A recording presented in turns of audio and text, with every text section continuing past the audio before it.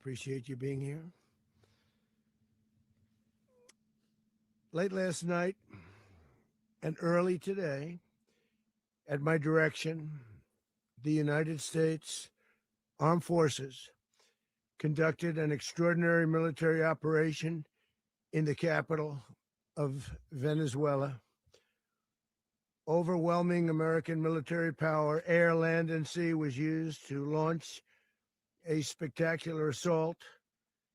And it was an assault like people have not seen since World War II. It was a force against a heavily fortified military fortress in the heart of Caracas to bring outlaw dictator Nicolás Maduro to justice.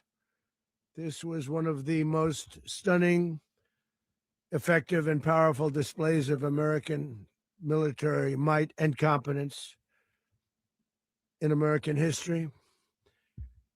And if you think about it, we've done some other good ones, like the attack on Soleimani,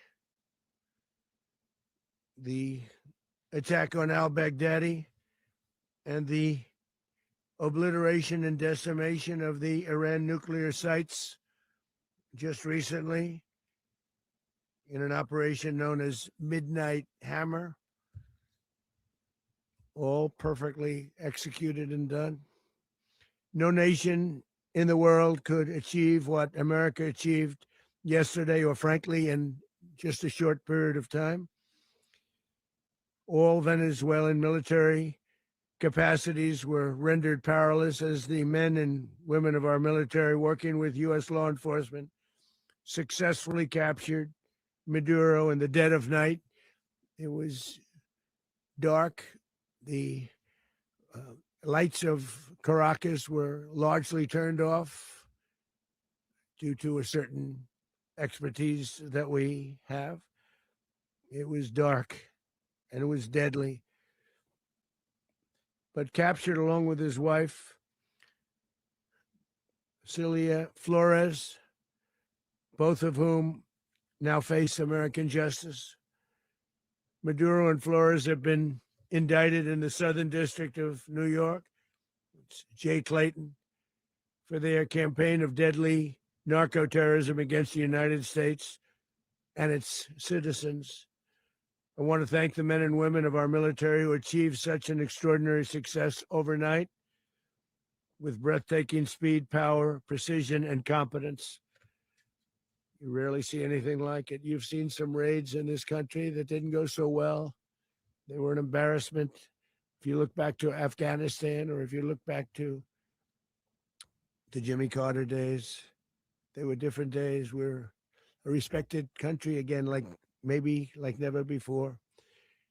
These highly trained warriors, operating in collaboration with U.S. law enforcement, caught them in a very ready position. They were waiting for us. They knew we had many ships out in the sea, just sort of waiting. They knew we were coming. So they were in what's called a ready position, but they were completely overwhelmed and very quickly incapacitated. If you would have seen what I saw last night, you would have been very impressed. I'm not sure that you'll ever get to see it, but it was an incredible thing to see.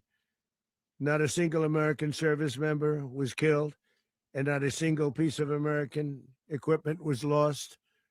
We had many helicopters, many planes, many people involved in that fight.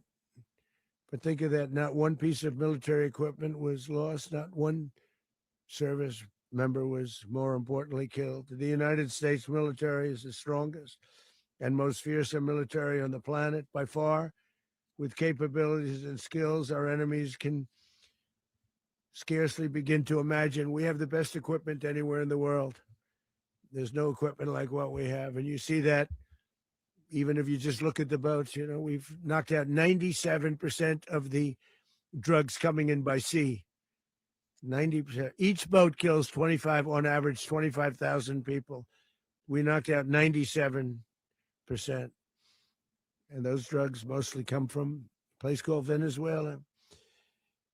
We're going to run the country until such time as we can do a safe, proper, and judicious transition. So we don't want to be involved with having somebody else get in, and we have the same situation that we had for the last long period of years. So we are going to run the country until such time as we can do a safe, proper, and judicious transition. And it has to be judicious because that's what we're all about. We want peace, liberty, and justice for the great people of Venezuela. And that includes many from Venezuela that are now living in the United States and want to go back to their country. It's their homeland. We can't take a chance that somebody else takes over Venezuela that doesn't have the good of the Venezuelan people in mind. We've had decades of that. We're not going to let that happen. We're there now, and what people don't understand, but they understand as I say this, we're there now, but we're going to stay until such time as the proper transition can take place. So we're going to stay until such time as we're going to run it, essentially, until such time as a proper transition can take place. As everyone knows, the oil business in Venezuela has been a bust, a total bust, for a long period of time. They were pumping almost nothing by comparison to what they could have been pumping and what could have taken place. We're going to have our very large United States oil companies, the biggest anywhere in the world, go in, spend billions of dollars, fix the badly broken infrastructure, the oil infrastructure, and start making money for the country. And we are ready to stage a second and much larger attack if we need to do so. So we were prepared to do a second wave if we needed to do so. We actually assumed that a second wave would be necessary, but now it's probably not. The first wave, if you'd like to call it that, the first attack was so successful, we probably don't have to do a second, but we're prepared to do a second wave, a much bigger wave, actually.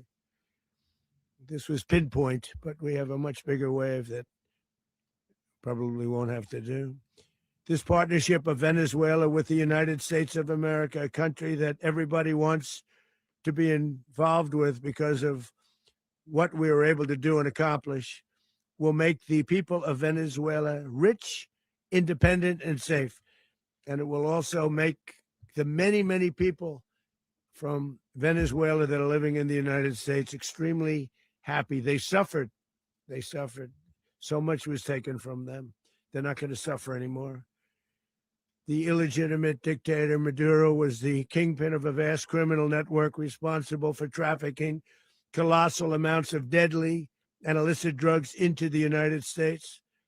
As alleged in the indictment, he personally oversaw the vicious cartel known as Cartel de las Solas, which flooded our nation with lethal poison, responsible for the deaths of countless Americans, the many, many Americans. Hundreds of thousands over the years of Americans died because of him.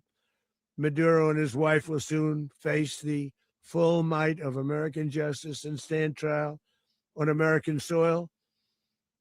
Right now, they're on a ship. They'll be heading to, ultimately, New York.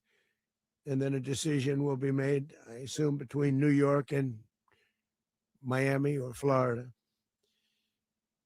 But we have people where the overwhelming evidence of their crimes will be presented in a court of law.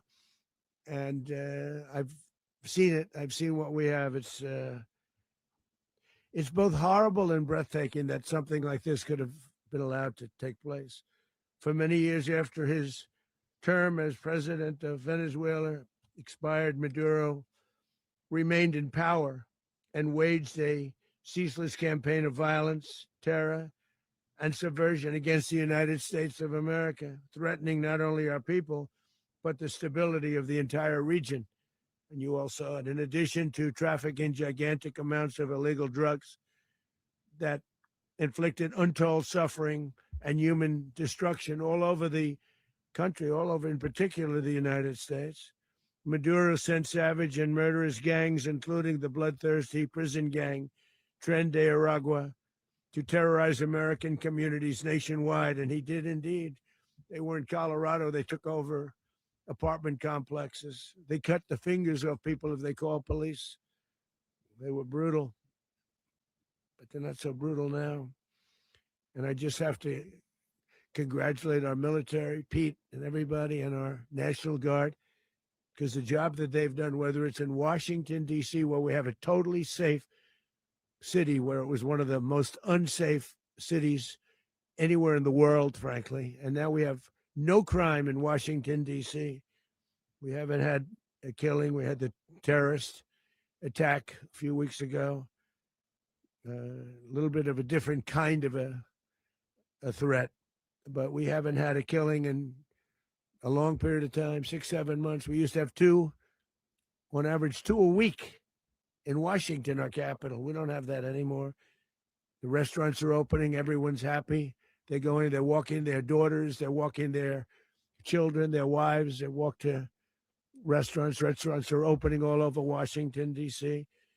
So I want to thank the National Guard. I want to thank our military. And I want to thank law enforcement. Been amazing.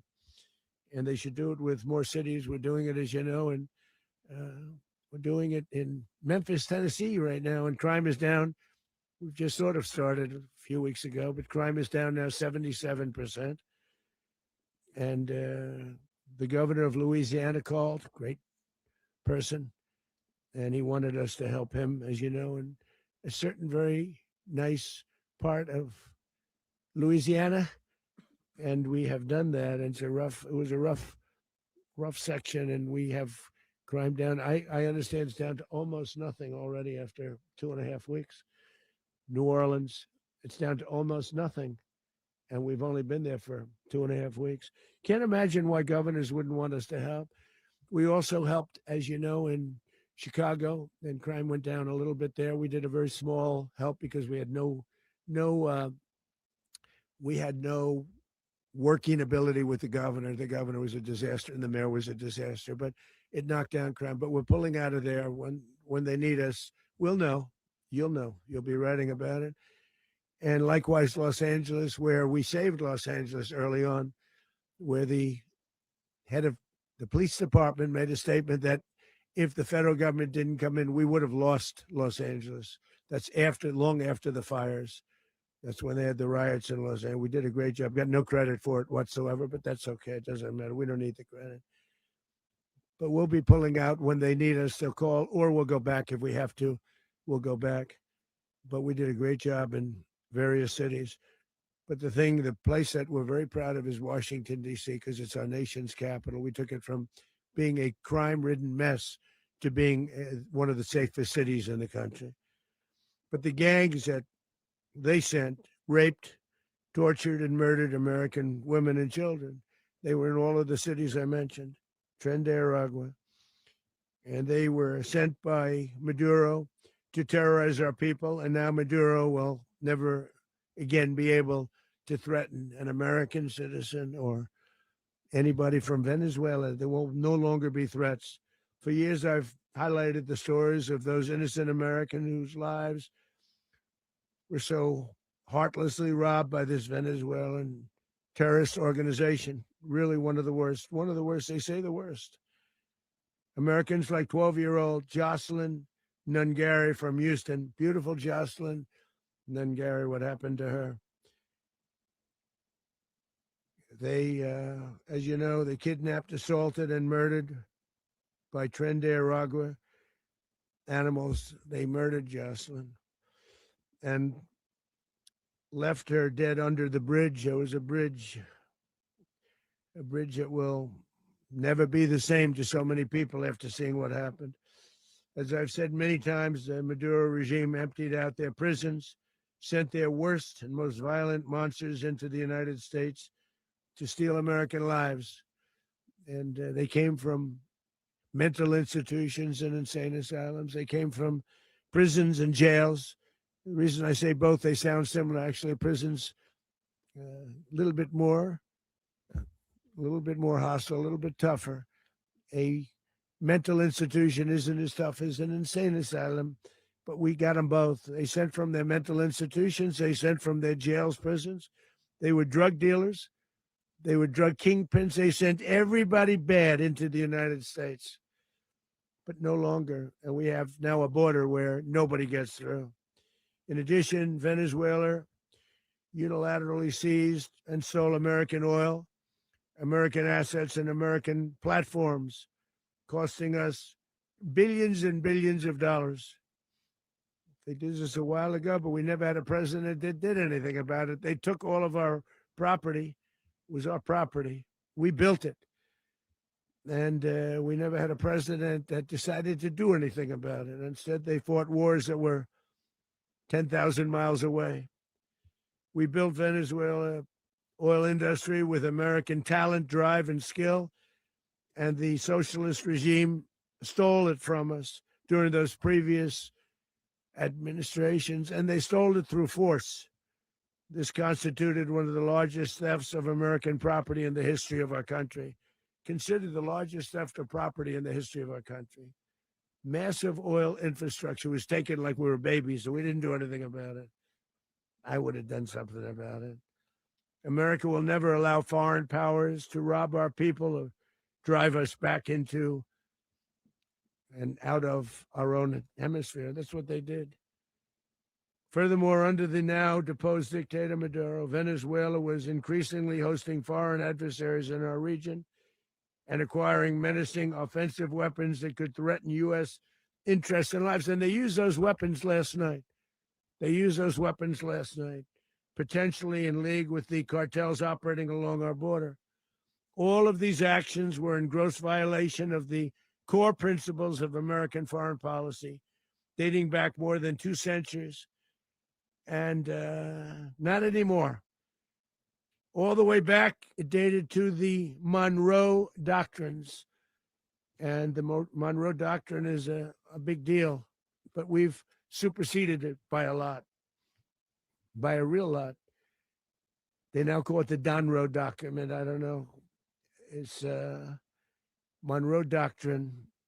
We sort of forgot about it. It was very important, but we forgot about it. We don't forget about it anymore. Under our new national security strategy, American dominance in the Western Hemisphere will never be questioned again. Won't happen. So just in concluding, for decades, other administrations have neglected or even contributed to these growing security threats in the Western Hemisphere. Under the Trump administration, we are reasserting American power in a very powerful way in our home region.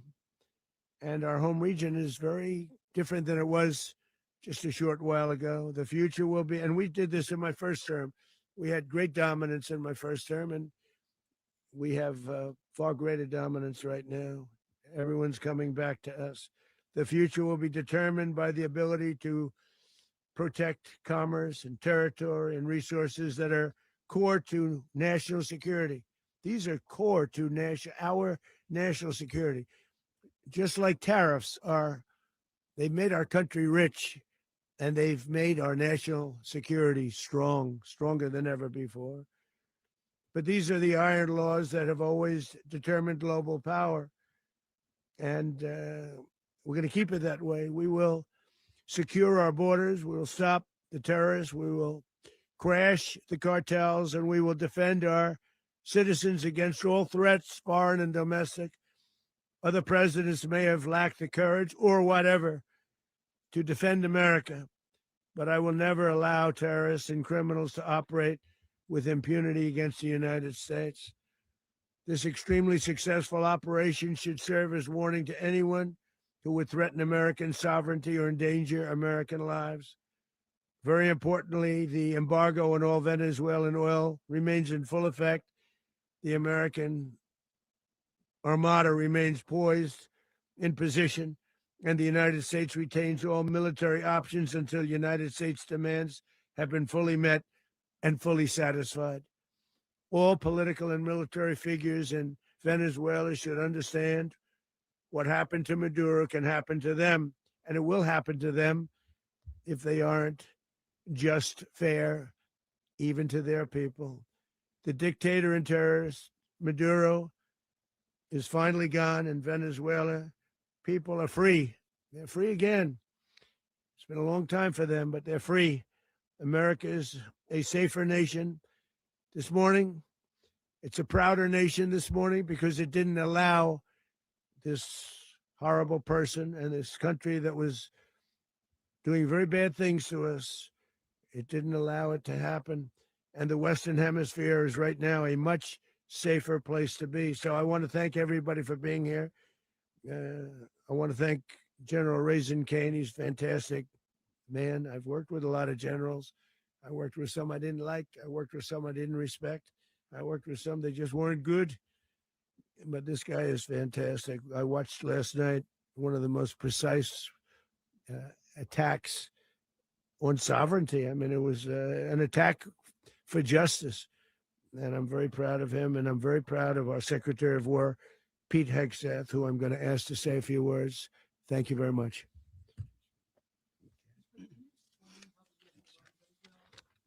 Well, thank you, Mr. President. Finally, a commander-in-chief the world respects and the American people deserve. And as the president said, words can barely capture the bravery and the power and the precision of this historic operation, a massive joint military and law enforcement raid flawlessly executed by the greatest Americans our country has to offer. American warriors are second to none, the best in the world and the best of our country. What all of us witnessed last night was sheer guts and grit, gallantry, and glory of the American warrior. I'm simply humbled by such men. And I tip my hat to our chairman, Dan Caine, and all those Americans who stood watch last night. Our warriors are the elite of America. And again, President Trump has your back. No other country on planet Earth, and it's not even close, could pull this kind of operation off. And no other president has ever shown this kind of leadership, courage, and resolve, the most powerful combination the world has ever seen. As the president said, our adversaries remain on notice. America can project our will anywhere, anytime. The coordination, the stealth, the lethality, the precision, the very long arm of American justice, all on full display in the middle of the night. Nicolás Maduro had his chance, just like Iran had their chance, until they didn't and until he didn't. He effed around and he found out. President Trump is deadly serious about stopping the flow of gangs and violence to our country, deadly serious about stopping the flow of drugs and poison to our people, deadly serious about getting back the oil that was stolen from us, and deadly serious about reestablishing American deterrence and dominance in the Western Hemisphere. This is about the safety, security, freedom, and prosperity of the American people. This is America first. This is peace through strength. And the United States War Department is proud to help deliver it. Welcome to 2026. And under President Trump, America is back.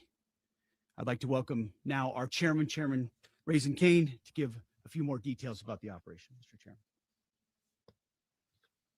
Thank you, Mr. Secretary. Thank you, Mr. President, and good morning. Last night, on the order of the President of the United States and in support of a request from the Department of Justice, as the President said, the United States military conducted an apprehension mission in Caracas, Venezuela, to bring to justice two indicted persons, Nicolás and Cecilia Maduro. This operation, known as Operation Absolute Resolve, was discreet, precise, and conducted during the darkest hours of January 2nd, and was the culmination of months of planning and rehearsal, an operation that, frankly, only the United States military could undertake. What I'd like to do this morning is talk to you through some of the preparation and the details without compromising any of our tactics, techniques, and procedures. There is always a chance that we'll be tasked to do this type of mission again. Our interagency work began months ago and built on decades of experience of integrating complex air, ground, space, and maritime operations. While the past 2 decades have honed the skills of our special operations forces, this particular mission required every component of our joint force, with soldiers, sailors, airmen, Marines, and Guardians working in unison with our intelligence agency partners and law enforcement teammates in an unprecedented operation. We leveraged our unmatched intelligence capabilities and our years of experience in hunting terrorists, and we could not have done this mission without the incredible work by various intelligence agencies, including the CIA, NSA, and NGA. We watched, we waited, we prepared, we remained patient and professional. This mission was meticulously planned, drawing lessons from decades of missions over the last many years, many missions over these last many years. This was an audacious operation that only the United States could do. It required the utmost of precision and integration within our joint force. And the word integration does not explain the sheer complexity of such a mission. An extraction so precise, it involved more than 150 aircraft launching across the Western Hemisphere in close coordination, all coming together in time and place to layer effects for a single purpose: to get an interdiction force into downtown Caracas while maintaining the element of tactical surprise. Failure of one component of this well-oiled machine would have endangered the entire mission, and failure is never an option for America's joint force. Those in the air over Caracas last night were willing to give their lives for those on the ground and in the helicopters.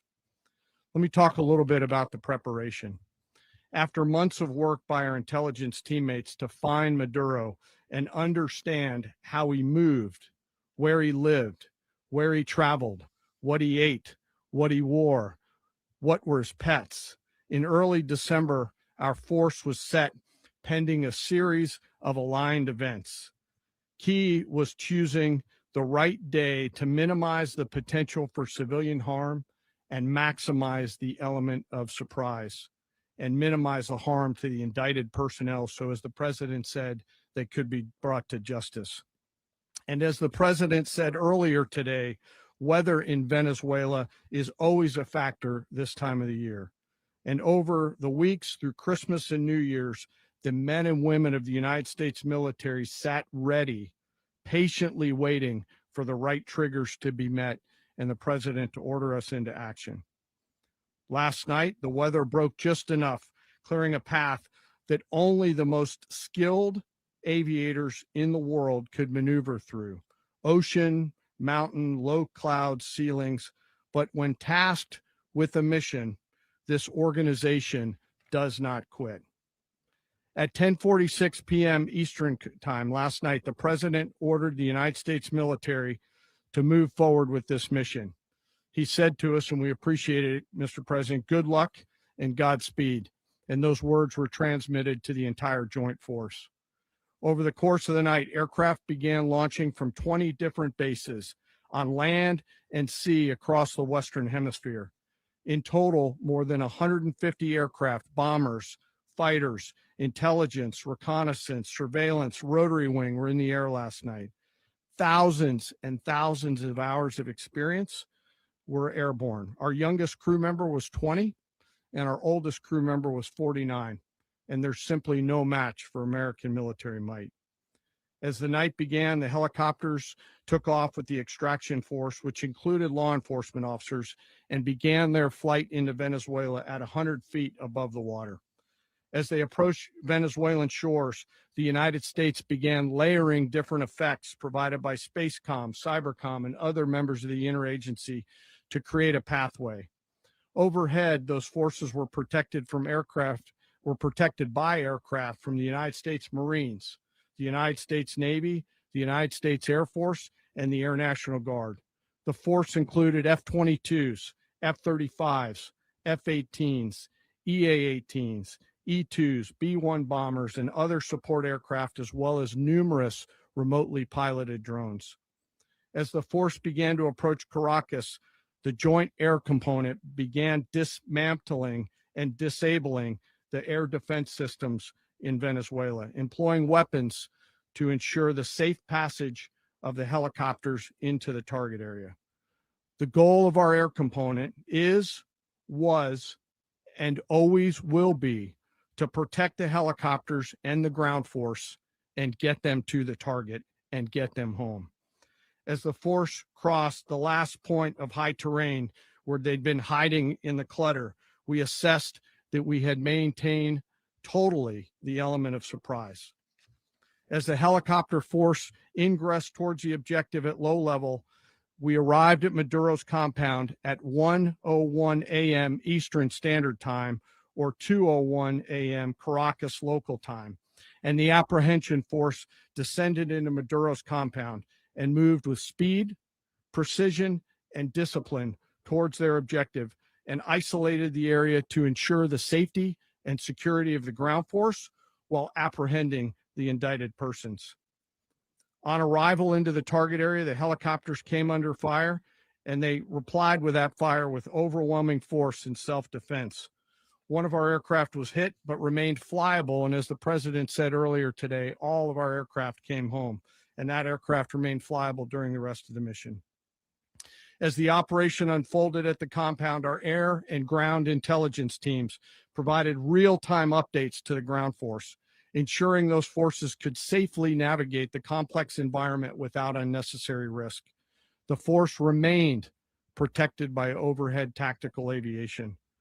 Maduro and his wife, both indicted, gave up and were taken into custody by the Department of Justice, assisted by our incredible U.S. military with professionalism and precision, with no loss of U.S. life. After securing the indicted persons, the force began to prep for departure. Helicopters were called in to exfiltrate the extraction force, while fighter aircraft and remotely piloted aircraft provided overhead coverage and suppressive fire. There were multiple self-defense engagements as the force began to withdraw out of Venezuela. The force successfully exfiltrated and returned to their afloat launch bases, and the force was over the water at 3:29 a.m. Eastern Standard Time with indicted persons on board. And both Maduro and his wife were embarked aboard the USS Iwo Jima. In closing, what we've witnessed today is a powerful demonstration of America's joint force.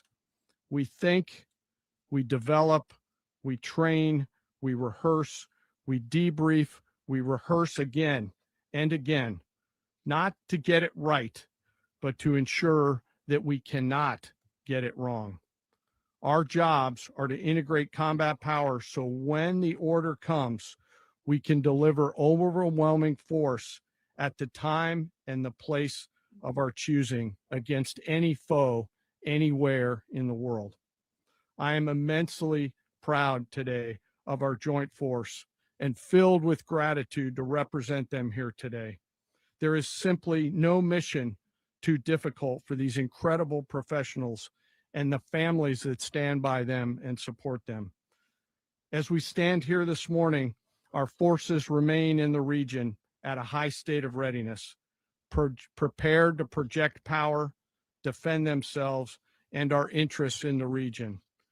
This operation is a testament to the dedication and unwavering commitment to justice and our resolve to hold accountable those who threaten peace and stability. In closing, I want to express my heartfelt gratitude to the brave men and women who executed this mission. Their courage and tireless commitment to our nation are what makes us strong. Thank you, Mr. Secretary, and thank you, Mr. President. Well, I don't have much to add to what you've heard now, other than the following points. Nicolás Maduro was indicted in 2020 in the United States. He is not the legitimate president of Venezuela. That's not just us saying it. The first Trump administration, the Biden administration, the second Trump administration, none of those three recognized him. He's not recognized by the European Union and multiple countries around the world. He is a fugitive of American justice with a $50 million reward, which I guess we saved $50 million. And Make sure. Yeah, exactly. But Don't let anybody claim it. Nobody deserves it but us. but I want to be clear about one thing. Nicolás Maduro had multiple opportunities to avoid this. He was provided multiple very, very, very generous offers and chose instead to act like a wild man, chose instead to play around. And the result is what we saw tonight. The other message here is the following. You have a guy, like many people around the world, they like to play games. You have a guy who decides he's going to invite Iran into his country, is going to, do the confiscation of American oil companies, is going to flood our country with gang members, is going to take Americans prisoner and try to hold them for hostage and trade them like he was able to do with the Biden administration. Basically likes to play games all this time and thinks nothing's going to happen. And I hope what people now understand is that we have a president. The 47th president of the United States is not a game player.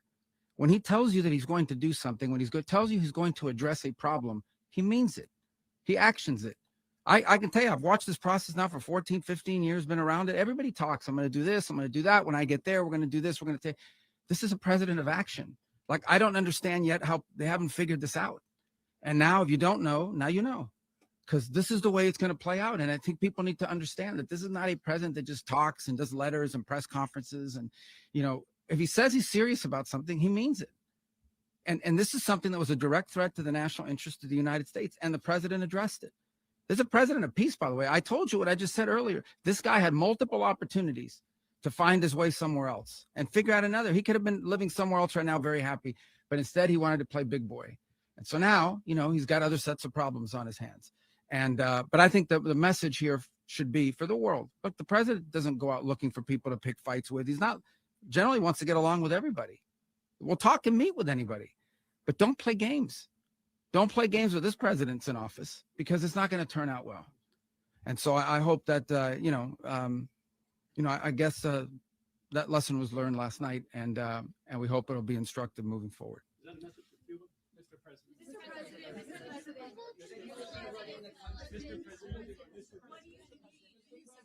Please.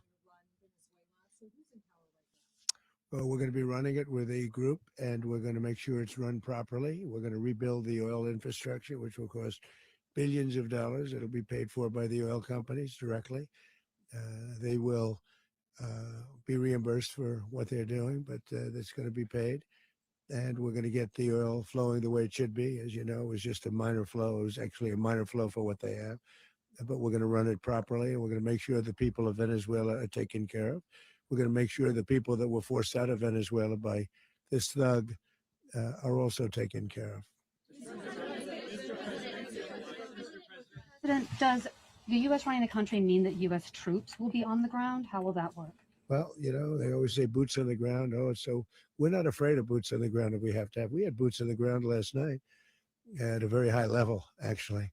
We're not afraid of it. We don't mind saying it. But we're going to make sure that that country is run properly. We're not doing this in vain. This is a very dangerous attack. This is an attack that could have gone very, very badly. Could have gone very badly. We could have lost a lot of people last night. We could have lost a lot of dignity. We could have lost a lot of equipment. The equipment is less important, but we could have lost a lot. And we're going to make sure that this is proper. We're there now. We're ready to go again if we have to. We're going to run the country right. It's going to be run very judiciously, very fairly. It's going to make a lot of money. We're going to give money to the people. We're going to reimburse people that were taken advantage of. We're going to take care of everybody. It's very important. We couldn't let them get away with it. They stole our oil. We built that whole industry there, and they just took it over like we were nothing. And we had a president that decided not to do anything about it. So we did something about it. We're late, but we did something about it. Yeah, please. Mechanism by which you're going to run the country? Are you going to designate a U.S. official Yes, to yes. coordinate? It's Can you all just being unpack that? done right now. We're designating people. We're talking to people. We're designating various people, and we're going to let you know who those people are. Would run Venezuela? Well, it's largely going to be for a period of time the people that are standing right behind me. We're going to be running it. We're going to be bringing it back. It's a dead, I talk about a dead country. A year and a half ago, we were a dead country. Now we're the hottest country anywhere in the world. We're a country doing better than any country anywhere in the world. And it required leadership. Venezuela has a lot of bad people in there, a lot of bad people that shouldn't be leading. We're not going to take a chance that one of those people take over for Maduro. So you can look at, and others. We have fantastic people, including people in the military. So we're going to have a group of people running it until such time as it can be put back on track, make a lot of money for the people, and give people a great way of life, and also reimbursement for people in our country that were forced out of Venezuela. Rubio would be. You said earlier today that you weren't going to back Machado to come back and be the opposition leader in your Fox and Friends interview. And then you also mentioned the vice president of Venezuela. Are you going to work with the vice president of Venezuela, or how do you foresee the relationship Well, I going? understand she was just sworn in, but she was, as you know, picked by Maduro. So Marco's working on that directly. He just had a conversation with her, and she's essentially willing to do what we think is necessary to make Venezuela great again. Very simple. Mr. President, Colombian President Gustavo Petro, a couple weeks ago, he said he's got to watch his ass. And today he said he's not concerned about anything happening to him in the aftermath of this operation. So just what your message is Well, about he that. has cocaine mills. He has factories where he makes cocaine. And yeah, I think I stick by my first statement. He's making cocaine. They're sending it into the United States. So he does have to watch his ass. Mr. President, did you notify any members of Congress in advance? Marco, do you want to talk about that? Because you were involved. Sure. We call members of Congress immediately after. This was not the kind of mission that you can do congressional notification on. It was a trigger-based mission in which conditions had to be met night after night. We watched and monitored that for a number of days. So it's just simply not the kind of mission you can call people and say, hey, we may do this at some point in the next 15 days. But it's largely a law enforcement function. Remember, at the end of the day, at its core, this was an arrest of 2 indicted fugitives of American justice, and the Department of War supported the Department of Justice in that job. Now, there are broader policy implications here, but it's just not the kind of mission that you can pre-notify because it endangers the mission. Plus, if I could add one thing to that, Congress has a tendency to leak. This would not be good. If they leaked, General, I think it would have been maybe a very different result. But I have to say, they knew we were coming at some point, a lot of ships out there. They sort of knew we were coming. We went through. But Congress will leak, and we don't want leakers. People to watch this all play out live. What was Maduro doing when the U.S. forces entered what I assume would be his home? And also, was there any point where the U.S. was considering if Maduro pushed back or resisted killing Maduro? It could have happened. It could have happened. He was trying to get into a safe place. The safe place is all steel. And he wasn't able to make it to the door because our guys were so fast. They went through the opposition so fast. And there was a lot of opposition. People were wondering, do we get them by surprise? Sort of surprised, but they were waiting for something. It was a lot of opposition. There was a lot of gunfire. You saw some of it today. But he was trying to get to a safe place, which wasn't safe because we would have had the door blown up in about 47 seconds, they say on average, regardless of how thick the steel was. It was a very thick door. It was a very heavy door, but he was unable to get to that door. He made it to the door. He was unable to close it. Go ahead, finish. To be in the time being right now, do you know his exact Well, whereabouts? eventually, ultimately, in the near future, he's going to be brought to New York. And where is he going to be held? Where is he going to be held in New York? Do you know? That's going to be up to the officials that do these things. Mr. President, the U.S. has something of a mixed track record of ousting dictators without necessarily a plan for what comes afterwards. Not with Did me. that weigh on your decision? Well, that's when we had different presidents, but with me, that's not true. With me, we've had a perfect track record of winning.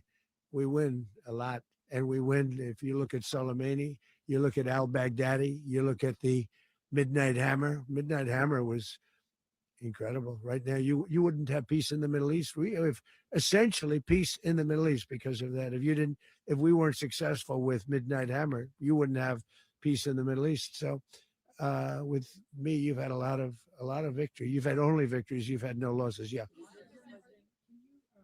How long do you expect the U.S. to run Venezuela, and how soon do you want Venezuelan people to hold elections? So I'd like to do it quickly, but it takes a period of time. We're rebuilding. We have to rebuild their whole infrastructure. The infrastructure is rotted.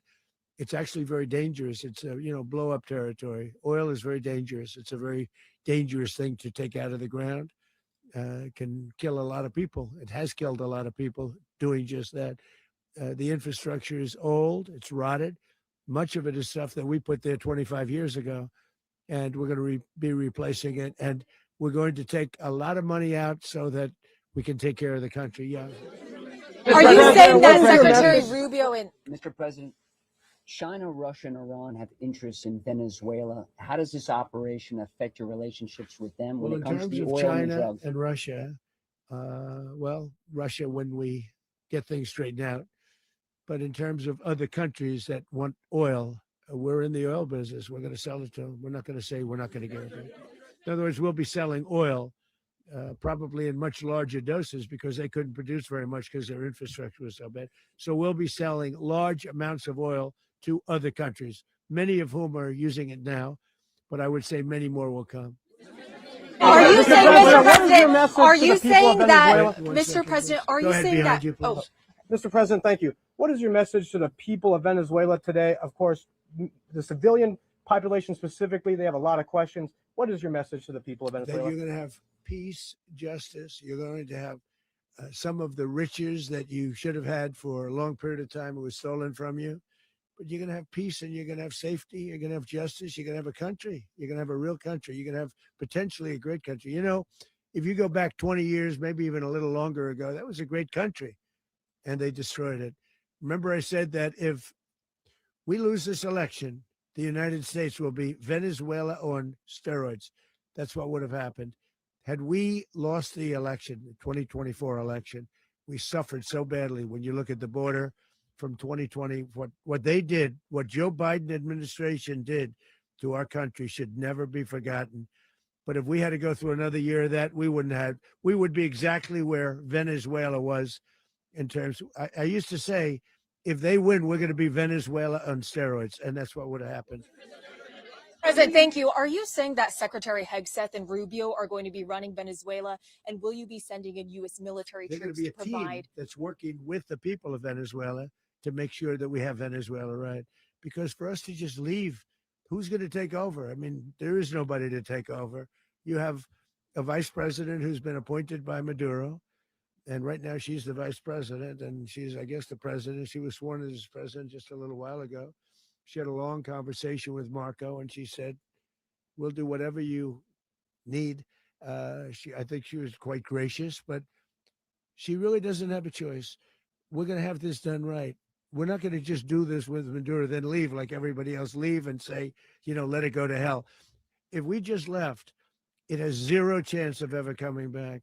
We'll run it properly. We'll run it professionally. We'll have the greatest oil companies in the world go in and invest billions and billions of dollars and take out money, use that money in Venezuela. And the biggest beneficiary are going to be the people of Venezuela. And also, I can't stress this strongly enough, the people that got thrown out of Venezuela that are now in the United States. And frankly, some want to stay and some probably want to go back. Yeah. The country, and were any of the detained Americans? Well, right now they're arrested very last night? protected because nobody's going to mess with us. They're very protected. The people of, and we let them know that you better not touch one of them. And are you concerned that bad elements of the Maduro regime will remain in place? Well, we know who they are. We're on them, and they're acting much differently now than they would have acted 2 days ago. Okay, wait, behind you, please. Mr. President, why is running a country in South America America first? Well, I think it is because we want to surround ourselves with good neighbors. We want to surround ourselves with stability. We want to surround ourselves with energy. We have tremendous energy in that country. It's very important that we protect it. We need that for ourselves. We need that for the world. And we want to make sure we can protect it. Yes, sir. Please, go ahead. Is there a message for Cuba and U.S. canals? Well, Cuba is an interesting case. Cuba is, not doing very well right now. That system has not been a very good one for Cuba. The people there have suffered for many, many years. And I think Cuba is going to be something we'll end up talking about because Cuba is a failing nation right now, very badly failing nation. And we want to help the people. It's very similar in the sense that we want to help the people in Cuba, but we want to also help the people that were forced out of Cuba and living in this country. Do you want to say something about that, Marco, please? Well, I mean, I just gave you a statement a few minutes ago about when the president speaks, you should take him seriously. So suffice it to say, Cuba is a disaster. It's run by incompetent, senile men, and in some cases, not senile, but incompetent nonetheless. It has no economy. It's in total collapse. And by the way, they were, all of the guards that helped protect Maduro, this is well known, their whole spy agency, all that were full of Cubans. I mean, it's amazing. This poor island took over Venezuela in some cases. One of the biggest problems the Venezuelans have is they have to declare independence from Cuba that tried to basically colonize it from a security standpoint. So, yeah, look, if I lived in Havana and I was in the government, I'd be concerned, at least a little bit. Well, the president already announced a week ago that anything that's sanctioned, it's sanctioned oil, it's not going to be allowed to get there. So that's a pre-existing.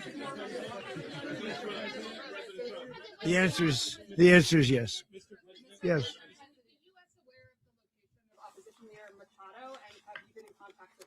No, we haven't. No, we haven't. Mr. President. Mr. President, on Monday. Oh, I think it would be very tough for her to be the leader. She doesn't have the support within or the respect within the country. She's a very nice woman, but she doesn't have the respect. Mr. President, is it possible that the U.S. ends up administrating Venezuela for years? Well, it won't cost us anything because the money coming out of the ground is very substantial. So it's not going to cost us anything. We will. Well, we want safety there. We want to be surrounded by countries that aren't housing all of our enemies all over the world. That's what that was happening. And you don't want to have that. But we're going to be rebuilding and we're not spending money. The oil companies are going to go in. They're going to spend money. We're going to take back the oil that, frankly, we should have taken back a long time ago. A lot of money is coming out of the ground. We're going to get reimbursed for all of that. We're going to get reimbursed for everything that we spend. So it's going to be a very important. This is a very big evening that took place last night. We have to be surrounded by safe, secure countries. And we also have to have energy, very important. We have to have energy that's real energy, not where they're getting 4% and 5% of the energy out of the ground. You take a look, it was such a disaster. So what's going to happen with Venezuela, I think, over the next period of a year is going to be a great thing. And the people of Venezuela will be the biggest beneficiaries. Going to send in U.S. military. Mr. President, thank you. What did you last speak to Maduro about when you spoke? And is the Well, I don't want to get war into with the Venezuela? conversations, but I did have conversations with him. And I said, you got to surrender. And I actually thought he was pretty close to doing so, but now he wished he did. Yeah. You said that Maduro is responsible for drug trafficking. You recently pardoned the former president of Honduras, who was convicted of many drug trafficking. Can you explain how these two situations are Well, different? And would you ever pardon Maduro? I endorsed, as you know, the winning president, the man who won in Honduras. I endorsed the man who won in Chile. I endorsed the man who won in Argentina. And we are doing very well with that whole group. What the man that I pardoned was, if you could equate it to us, he was treated like the Biden administration treated a man named Trump. That didn't work out too well for them. This was a man who was persecuted very unfairly. He was the head of the country. He was persecuted very unfairly. And there are a number of them. And we felt that it was a very unfair situation that happened to him. He's also a party member of the man who won. So obviously the people liked what I did. And one of the reasons that was done is because of the fact that the party in power felt very strongly that that man was treated very badly. I studied it very quickly, and then I studied it in great detail. I went to a lot of the people standing behind me, and they felt that that man was persecuted and treated very badly. That's why I gave him a pardon. You referenced boots on the ground earlier. Can you just sort of button this up? Do you envision the U.S. military having a presence in Venezuela as the U.S. runs that? Well, country? no, we're going to have a presence in Venezuela as it pertains to oil, because we have to have, we're sending our expertise in. So you may need something, not very much. But no, we're going to be taking out a tremendous amount of wealth out of the ground. And that wealth is going to the people of Venezuela and people from outside of Venezuela that used to be in Venezuela. And it goes also to the United States of America in the form of reimbursement for the damages caused us by that country. So I want to thank you all very much. Thank you. Do you have one? Yes, please. You were so nice before. I'm going to give you the final question. Go Thank ahead. you, Mr. Unless it's a President. bad question, in It's which about case I'll Putin. go one word. It's about who? It's about Putin. If you want About Putin. Well, that's Okay. always nice You had to a talk phone. about Putin. You had a phone call with him Yeah. on Monday. Did he talk at all about Maduro? Did y'all talk about this? No, we didn't. And We then, never spoke about Maduro. are you mad at him right now? I mean, there's this I'm not intelligence. thrilled with Putin. I'm not thrilled with Putin. He's killing too many people. I thought that would be so. I settled 8 1/4 war. You know what the 1/4 was? Thailand and Cambodia. I did it again. They broke out, and I did it in about 5 hours, and I settled it. I'm giving myself 1/4, so I'm up to now 8 1/4. In other words, I settled the war, but then they broke out. They had a pretty bad breakout over the last 4 days. I got them to go back to peace, so I only give 1/4. I thought the easiest one would be. One of the easier ones would be Russia, Ukraine. It's not. And they both have done some pretty bad things. And look, that's Biden's war. That's not my war. But I want to stop the lives. Did you see where last month, 30,000, it was 27,000 the month before. 30,000, mostly soldiers, were killed this last month. 30,000. I want to stop that. You know, I got NATO to pay 5% instead of the 2% that they weren't paying. They weren't paying 2, now they pay 5. And we send them a lot of munitions. We send them a lot of things, missiles and various other things, a lot. And they pay. The United States is not losing money. We're probably making money on that. It's the last thing I care about. I just want to stop all those people. We're losing 25, 30,000 human beings. They come from 2 places that are very far away. But if I can stop, because it's something I've been pretty good at doing, deals, I guess. It's all a deal. Life is a big deal. But if I can stop that war and stop 30,000 young people, in addition to the fact that people are being killed in Kiev, people are being killed in other cities throughout, a much smaller number, but they're being killed, viciously killed. So I'm not happy about it. I thought that would be something that would get solved. We have Mr. Witkoff here. I think that we're making progress, but that's a war that should have never happened. If I were president, it would have never happened. Putin says it. Everybody says it. If I were president, that would have never happened. But I inherited that war. That was Joe Biden, Zelensky, and Putin. I came into the situation, and it's a mess. And I will say this. I watched an operation last night that was so precise, that was so brilliant. I mean, it was incredible. If we had our people, like this general, and our people involved, that war would not have gone on very long. That I can tell you. That war, to use an old term, that war has become a bloodbath, and we want it to get stopped. Thank you very much, everybody.